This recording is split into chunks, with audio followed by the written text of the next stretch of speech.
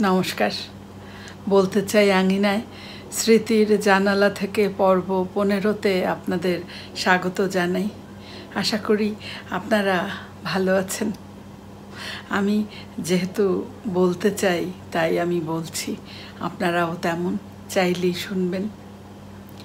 গত 13তম পর্বে স্মৃতির জানালা থেকে এর 13তম পর্বে আমি আমাদের সেই এলাকায় পালিত কিছু পুরনো প্রথা, যেগুলো এখন বিলুপ্তির পথে হাঁটছে, সেরকম পুরনো প্রথা নিয়ে আলোচনা শুরু করেছিলাম।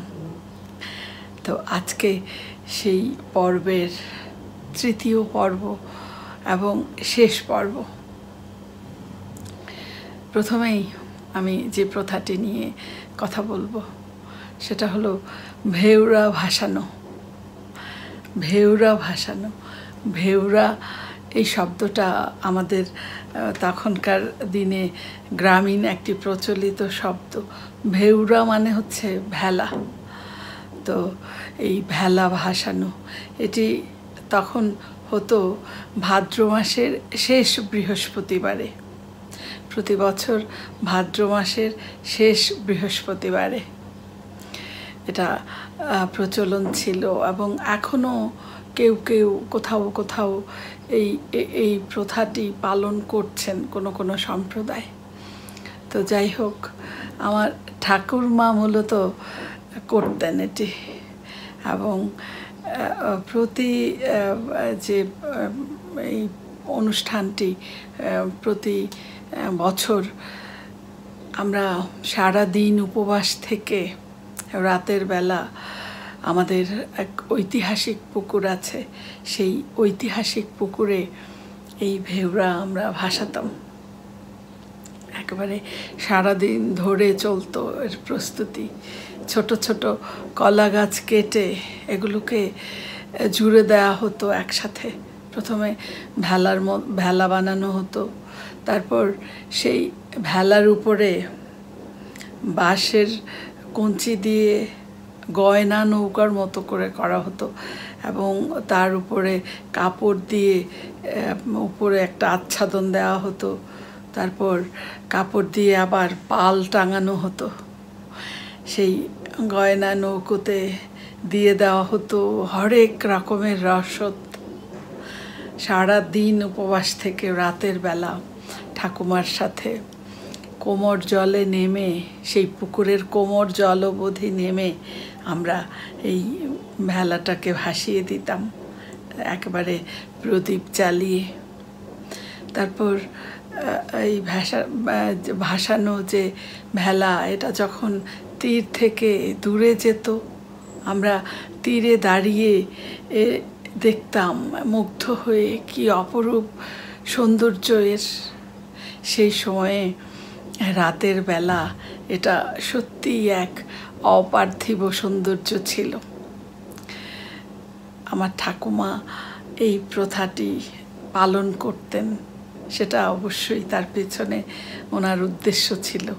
আমি করতাম ঠাকুমার সাথে এমনি এমনি, আমার কোনো উদ্দেশ্য ছিল না।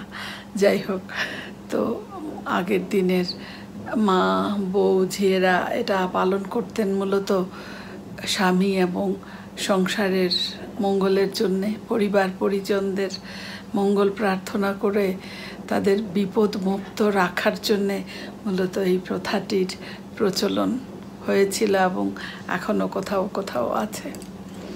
তো এই যে একটি প্রথা, এটি পালন করে তখন আমরা অনেক আনন্দ পেতাম।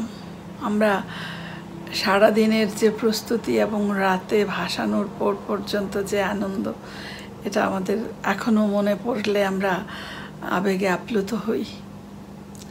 তারপর দ্বিতীয় যে প্রথাটি, জ্যৈষ্ঠ মাস পালন, এটাকে গ্রাম্য ভাষায় জ্যেষ্ঠ মাস পালনও অনেকে বলেন। এটি মূলত সংসারে যে বড় ছেলে, সেই বড় ছেলের অনেক দায়িত্ব থাকে। তো বড় ছেলের বউ হিসেবে যিনি আসেন সংসারে, নতুন বউ, সেই বউকেও এই দায়িত্বের অংশীজন হতে হয়, এই কর্মযজ্ঞের অংশীজন হতে হয়।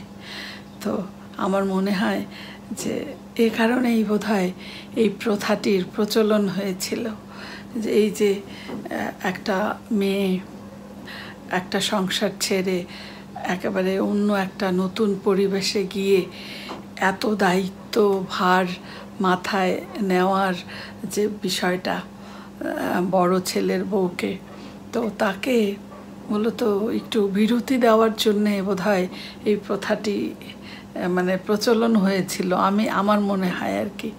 তো যাই হোক, যেটা নিয়ম ছিল সেটা হলো এই বড় ছেলের বউয়ের মুখ এই শাশুড়ি মা পুরো 1 মাস দেখবেন না, দেখতে পারবেন না, এটা ছিল নিয়ম।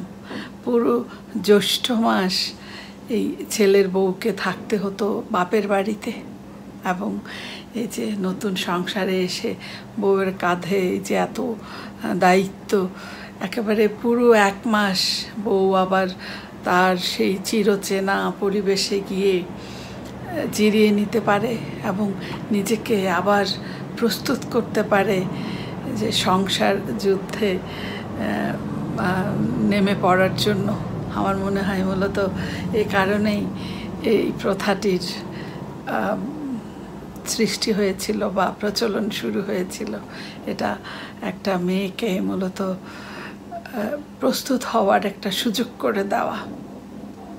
এই প্রথাটি এখন আমাদের এলাকায় আমি দেখি না, তারপরেও হয়তো কোথাও কোথাও কোনো পরিবার পালন করেন। তো আগে মূলত সব পরিবারেই এটা পালনের একটা জোর নিয়ম ছিল।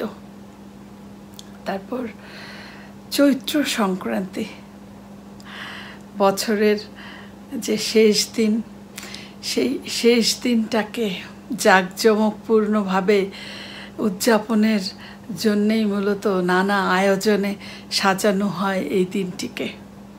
এটি এখনও হয়, এখনও বিভিন্ন জায়গায় বিভিন্নভাবে পালন করা হয়।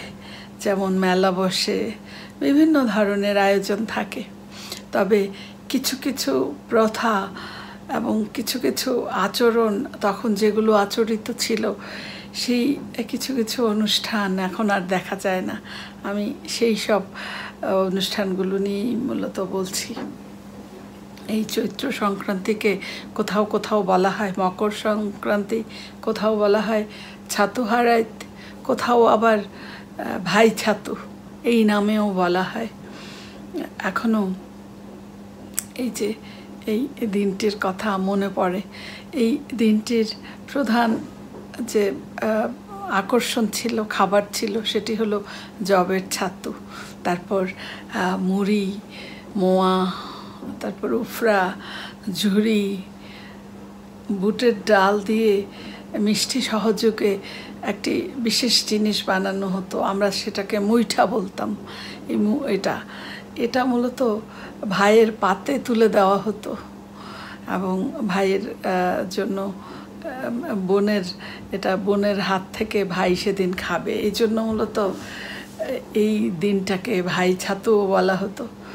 তো এরকম আরও নানা মহিমায় এই দিনটি পালন করা হতো, যেমন চড়ক পূজা, তারপর বড়শি ঘোরানো, এই অনুষ্ঠানগুলোর মতো ভয়ঙ্কর সব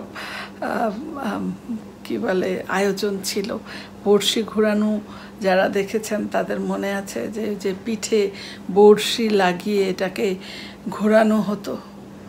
আমরা বিভিন্ন জায়গায় চড়ক পূজা দেখতে যেতাম, আমরা কত কল্প কাহিনী এগুলো নিয়ে শুনতাম, যে পুকুর থেকে আপনা আপনি এই চড়ক গাছ উঠে এসেছে। অনেক জায়গায় আমরা শুনতাম থালা বাসন, পূজার সরঞ্জাম এগুলো পুকুর থেকে উঠে এসেছে।